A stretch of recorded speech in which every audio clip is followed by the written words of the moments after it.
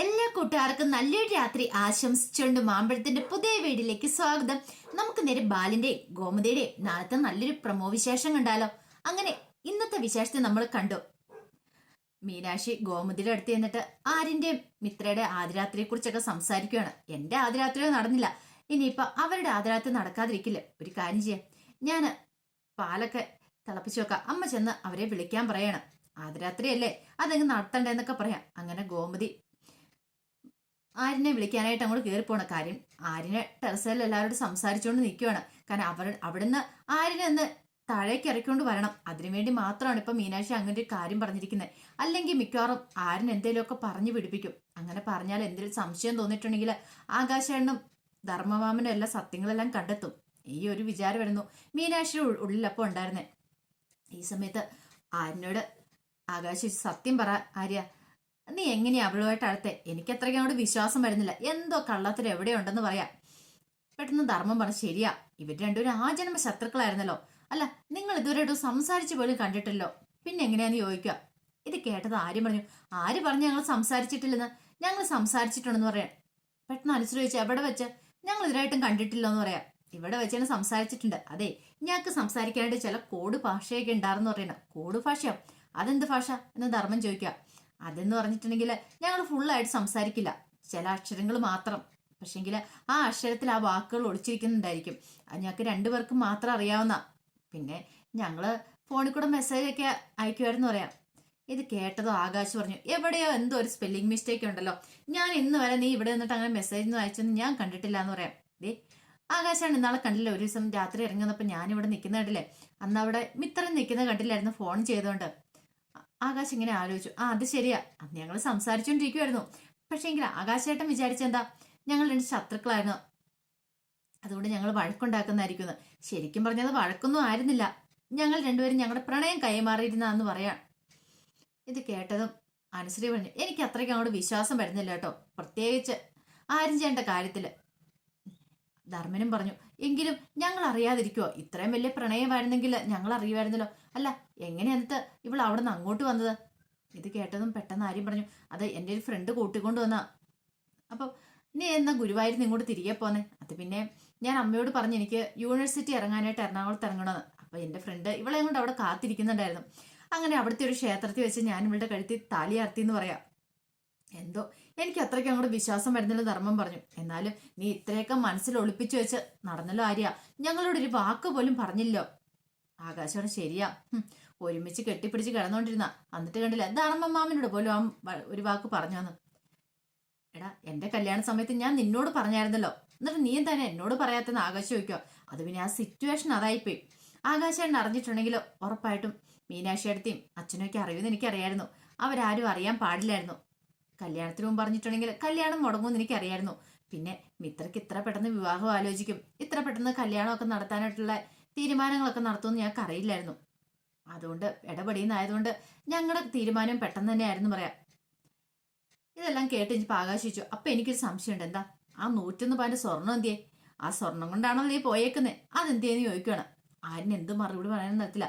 ആരിനെ ആകെപ്പാടെ പെട്ട് നിൽക്കുവാണ് ഈ സ്വർണത്തിന്റെ കാര്യം. അല്ല, അത് പിന്നെ ഞാൻ എടാ 101 പവൻ ഒന്നും രണ്ടും അല്ല, 101 പവന്റെ സ്വർണം, അത് നീ വിഴുങ്ങിയോന്ന് ചോദിക്കാം ഒറ്റ രാത്രിയും കൊണ്ട്. അല്ല, അത് പിന്നെ ഇപ്പൊ എന്താ പറയുന്നത്? അപ്പോഴാണ് ഗോമതി അങ്ങോട്ട് കടന്നു വരുന്നത്. ഗോമതി എന്നിട്ട് വെച്ചു, നിങ്ങൾ എല്ലാരും കൂടി ഇവിടെ എന്തെടുക്കുക? അതെ, നീ ഇങ്ങോട്ട് വന്ന് ആര്യാന്ന് പറയണം. അപ്പോഴാണ് ആര്യന് ശ്വാസം നേരെ വീണേ. ഭാഗ്യത്തിന് കൃത്യ സമയത്ത് തന്നെ അമ്മ വന്ന് രക്ഷിച്ചു. എന്താ അമ്മേ? എടാ, ഇന്ന് നിന്റെ ആദ്യരാത്രിയില്ലേ, നീ ഇങ്ങനെ ഇവിടെ നിന്നാ മതിയോ? നിന്നെ കാത്ത് മുറിയിലൊരു പെൺകുട്ടിയാണെന്നുള്ള കാര്യം നീ മറന്നുപോയെന്ന് ചോദിക്കുക. ഇത് കേട്ടൻ ധർമ്മം പറഞ്ഞു, അവന്റെ മുഖത്തെ സന്തോഷം കണ്ടോ ആദ്യരാത്രി എന്ന് പറഞ്ഞു കഴിഞ്ഞപ്പോ. കൊള്ളാം എന്ന് പറയണേ. ആകാശ് പറഞ്ഞു, അല്ലമ്മേ, എനിക്ക് ആദ്യരാത്രി ഒന്നും ഇല്ലായിരുന്നല്ലോ. അതെ, നിനക്ക് ആദ്യരാത്രി ഇല്ലായിരുന്നെങ്കിൽ ഇനിയിപ്പം പറഞ്ഞിട്ട് കാര്യമില്ല, അതൊക്കെ അപ്പൊ പറയണായിരുന്നു. അതെ, ഇവന്റെ ആദ്യരാത്രിയാ, അത് മാത്രമല്ല ആ പെൺകുട്ടി അവിടെ കാത്തിരിക്കുക, വാന്ന് വരാനും പറഞ്ഞുകൊണ്ട് അങ്ങോട്ട് ആരുടെ കൈ പിടിച്ചങ്ങോട്ട് കൊണ്ടുപോവാണ്. ധർമ്മം പറഞ്ഞു, ദൈവമേ, കണ്ടില്ലേ പോകുന്ന പോക്ക് കണ്ടില്ലേ ചെറുക്കന്? എന്റെ ദൈവമേ, എന്തൊക്കെ കാണണമെന്തോ. നമ്മളാണെങ്കിൽ ഇവിടെ മൂത്ത് നിറച്ച് നിൽക്കുക, നമുക്ക് ഇതുവരെയായിട്ട് കല്യാണം പോലും നടന്നിട്ടില്ല, ഇവന്റെയൊക്കെ ഒരു യോഗം എന്ന് ധർമ്മം പറയാ. ഈ സമയം ആകാശം പറഞ്ഞു, ശരിയാ, നീ എന്തിനാ ശരിയെന്ന് പറയുന്നത്? നിനക്കൊരു ഭാര്യ ഉണ്ടല്ലോ എന്ന് പറയാ. അല്ലാതെ പിന്നെ ഞാന് എന്നും പറഞ്ഞ് ആകാശം ഉരുണ്ട് കളിക്കുകയാണ്. ബാക്കി ആർക്കും അറിയത്തില്ലല്ലോ ആകാശിന്റെ മീനാക്ഷിയുടെ ആദ്യരാത്രി പോലും ഇതിലായിട്ട് കഴിഞ്ഞിട്ടില്ലെന്നുള്ള കാര്യം. കാരണം ബാലിനൊരു കാര്യം പറഞ്ഞിട്ടുണ്ടായിരുന്നു. ബാലിന്റെ തീരുമാനപ്രകാരം അവർ ജീവിച്ചുകൊണ്ടിരിക്കുന്നത്. ആനന്ദിന്റെ കല്യാണം കഴിയാതെ അവർക്ക് ആദ്യരാത്രി വേണ്ടെന്നായിരുന്നു ബാലിന്റെ തീരുമാനം. ഈ സമയത്ത് താഴേക്ക് പോകുന്ന വഴിക്ക് ഗോമതി ചോദിച്ചു, ആര്യ നീ ഇതെന്ത് പരിപാടിയാണ് കാണിക്കുന്നേ? ഇതേ മിത്രം മുറി തന്നെയുള്ളൂ, നീ എന്തിനാ എന്നിട്ട് അവരോടും പോയി സംസാരിച്ച് ടെറസിന്റെ മുകളിൽ പോയി നിൽക്കണമെന്ന് ചോദിക്കാം. അല്ല മാനിപ്പോ എനിക്ക് എന്ത് ചെയ്യാൻ പറ്റും?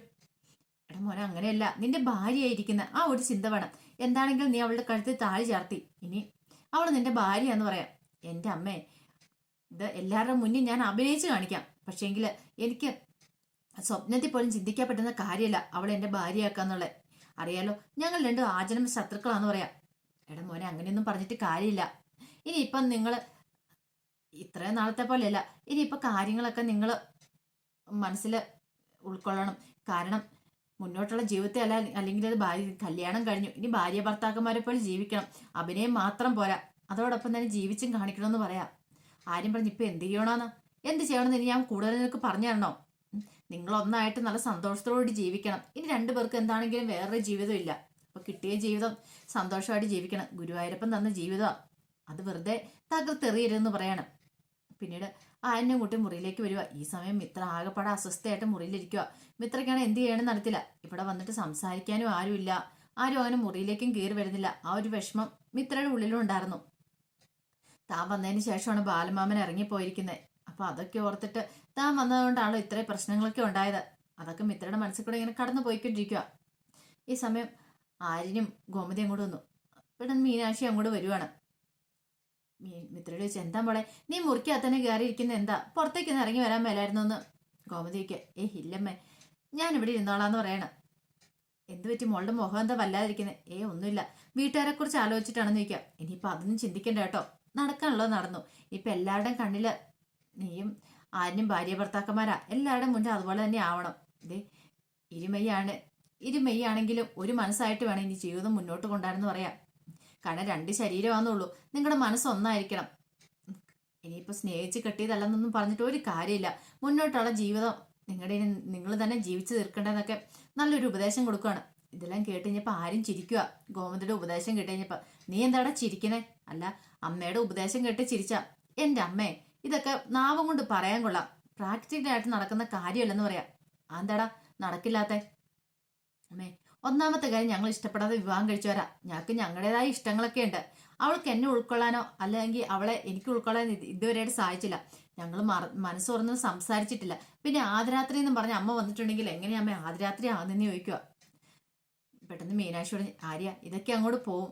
നിന്റെ കല്യാണം കഴിഞ്ഞ് നിന്റെ ഭാര്യ ഇഷ്ടപ്പെടാതെയാണെങ്കിലും നീ ഇവളുടെ കഴുത്തിൽ താലി ചാർത്തിയിട്ടുണ്ട്. ആ താലി കഴുത്തിൽ കിടക്കുന്നിടത്തോളം കാലം മിത്ര നിന്റെ ഭാര്യയായിരിക്കും. നിന്നോട് പറഞ്ഞല്ലോ താലി ഊരി കൊടുക്കാൻ പറയുകയും ചെയ്തല്ലേ, താലി ഊരി വാങ്ങാൻ പറയുകയും ചെയ്തല്ലേ. പക്ഷെ നീ അതനുസരിച്ചില്ലോ. അതുകൊണ്ട് ഇനിയിപ്പോൾ അതിനെക്കുറിച്ച് ഞാൻ ചിന്തിക്കുക പോലും വേണ്ട. നിന്റെ ഭാര്യയായിട്ട് നീ ഇത്രനെ കാണണമെന്ന് പറയാം. ആര്യം പറഞ്ഞു, എന്താണല്ലോ അതൊന്നും പെട്ടെന്ന് നടക്കുന്ന കാര്യമല്ലമ്മേ. അതിനെക്കുറിച്ച് ഓർത്ത് അമ്മ ഇനി വേവലാതിപ്പെടുകയും വേണ്ട. അതെ, എനിക്ക് നല്ല ക്ഷീണമുണ്ട്, എനിക്ക് കിടന്നുറങ്ങണമെന്ന് പറയാം. ഇത് കേട്ടതും മീനാക്ഷി പറഞ്ഞു, ബാമ്മേ നമുക്ക് അങ്ങോട്ട് ഇറങ്ങാന്ന് പറയണം. അങ്ങനെ അവർ രണ്ടും കൂടെ അങ്ങോട്ട് ഇറങ്ങി പോവാണ്. ഈ സമയം ഒന്നും മിണ്ടാതെ മിത്ര അവിടെ നിൽക്കുവാണ്. പെട്ടെന്ന് മിത്രയുടെ ആര്യം പറഞ്ഞു, ഒരു കാര്യം ഞാൻ പറഞ്ഞേക്കാം, നമ്മുടെ എന്തായാലും ആദ്യരാത്രി ഒന്നും നടക്കാൻ പോകുന്നില്ല. നിനക്ക് എത്ര നാൾ വേണേലും ഈ മുറിക്കകത്ത് ഇങ്ങനെ ജീവിക്കാം. പക്ഷെ ഒരിക്കലും നമ്മൾ ഭാര്യ ഭർത്താക്കന്മാരായിരിക്കില്ല. എല്ലാവരുടെയും കണ്ണിൽ പൊടിയിടാനായിട്ട് വേണമെങ്കിൽ അഭിനയമൊക്കെ കാഴ്ചവെക്കാം. പക്ഷെ അതിനപ്പുറത്ത് എന്നിൽ നിന്നൊന്നും പ്രതീക്ഷിക്കില്ലെന്ന് പറയാം. ഇത് കേട്ടത് മിത്ര പറഞ്ഞു, എനിക്കും അത്രയൊക്കെ പറയാനുള്ളൂ. എല്ലാവരുടെ മുന്നിൽ നമ്മൾ ഭാര്യ ഭർത്താക്കന്മാരാ, അതിനപ്പുറത്തേക്ക് ഒന്നുമില്ല. പിന്നെ ഒരു ഭർത്താവിന്റെ അധികാരം വെച്ച് എൻ്റെ അടുത്തേക്ക് അങ്ങനെ വന്നാണ്ടല്ലോ, എന്റെ തനി സ്വരൂപം അറിയൂന്ന് പറയാം. ഇത് കേട്ടത് ആര്യം പറഞ്ഞു, ആര് വരുന്നു? ഞാനാ? ഞാൻ നല്ല വരവ് വന്നതാ. ദേ ഒരു കാര്യം ചെയ്യ, ഒരു ബെഡ്ഷീറ്റും തലയെടുത്ത് തറയെ കിടന്നോളാൻ പറയണം. ഇത് കേട്ടതും മിത്ര പറഞ്ഞു, ശരി ഞാൻ തറയെ കിടന്നോളാം, എനിക്ക് കുഴപ്പമൊന്നുമില്ല എന്ന് പറഞ്ഞിട്ട് ബെഡ്ഷീറ്റും ഒരു തലവണ എടുത്ത് തറയെ കിടക്കുകയാണ്. അങ്ങനെ സർവ്വദേവികളെ വിളിച്ച് മിത്ര തറയെ കിടക്കുകയാണ്. ഈ കാഴ്ച കണ്ടതും ആര്യനൊരു സങ്കടം വന്നു. താൻ നല്ല ബെഡിൽ കിടക്കുന്നു, അവൾ ഇങ്ങനെ തണുത്ത് കുറച്ച് തറയെ കിടക്കണമല്ലോ. പെട്ടെന്ന് ആര്യം പറഞ്ഞൊരു കാര്യം ചെയ്യുക, ഈ ബെഡിൽ കയറി കിടന്നോളാൻ പറയണേ. വേണ്ട, അതെ തറയിൽ കിടന്ന് നല്ല തണുപ്പാ, നാളെ മിക്കവാറും ദേഹത്ത് വേദനയൊക്കെ ഉണ്ടാവും, അതുകൊണ്ട് പറഞ്ഞ, അല്ലാതെ നിന്നോടുള്ള പ്രണയം മൂത്തിട്ട് പറഞ്ഞൊന്നും അല്ലെന്ന് പറയാം. എന്ത് തന്നെയാളും കുഴപ്പമില്ല, ഞാൻ അവിടെ കിടക്കാൻ പറ്റത്തില്ല, ഞാനിവിടെ കിടന്നോളാന്ന് പറയാം. ആര്യം പറഞ്ഞു, നിന്റെ ഇഷ്ടമാണ്, അത് തന്നെ നടക്കട്ടെ, ഇനിയിപ്പം ഞാൻ കൂടുതൽ നിർബന്ധിക്കാൻ പോകുന്നില്ലെന്ന് പറയാം. ഈ സമയത്ത് പുറത്തിറങ്ങി വന്ന് മീനാക്ഷി ഗോമതിയോട് എന്തൊക്കെ നടക്കുമെന്ന് അറിയത്തില്ല എൻ്റെ ദൈവമേ. രണ്ടുപേരും കൂടെ ഈ രാത്രി തന്നെ അടിച്ചു പിരിയാതിരുന്നാൽ മതിയായിരുന്നു. അങ്ങനെ തന്നെ അടിച്ചു പിരിഞ്ഞിട്ടുണ്ടെങ്കിൽ ഇതിൽ പരം വേറെ നാണക്കേട് മറ്റൊന്നില്ല എന്ന് പറയാം. ഗോമതി ശരിയാ. ആര്യൻ്റെയും മിത്രയുടെ സ്വഭാവം രണ്ടുപേരും കട്ട നിൽക്കും. ആരും വിട്ടുകൊടുക്കത്തില്ല. അതുകൊണ്ട് ഒരു ടെൻഷൻ എന്ന് പറയാം. മീനാക്ഷിയോട് ആ കാര്യത്തിൽ അമ്മ ടെൻഷൻ അടിക്കണ്ട. മിത്ര എന്താളും നല്ല കുട്ടി തന്നെയാ. അവള് പതുക്കെ ഈ വീടിന്റെ ശീലങ്ങളുമായിട്ട് പൊരുത്തപ്പെട്ട് പോയിക്കോളും. ആ കാര്യത്തിൽ അമ്മയ്ക്കൊരു സംശയം വേണ്ടെന്ന് പറയാം. അപ്പൊ അതിന്റെ വിശേഷങ്ങളൊക്കെ കാണാൻ പോകുന്നത്. ആ വിശേഷങ്ങളൊക്കെ നമുക്ക് എല്ലാവർക്കും കാത്തിരിക്കാം കേട്ടോ. ആദ്യമായി കാണുന്നവരാണെങ്കിൽ ചാനൽ ഇഷ്ടപ്പെട്ട ഒന്ന് സബ്സ്ക്രൈബ് ചെയ്യാൻ മറക്കരുത്. അതോടൊപ്പം തന്നെ കണ്ടുകൊണ്ടിരിക്കുന്ന എല്ലാവരുടെ സപ്പോർട്ടിലേക്കും തുടർന്നും പ്രതീക്ഷയുണ്ട്. എല്ലാവർക്കും ഒരിക്കൽ കൂടി നല്ലൊരു രാത്രി ആശംസിച്ചു നിർത്തുന്നു. നന്ദി.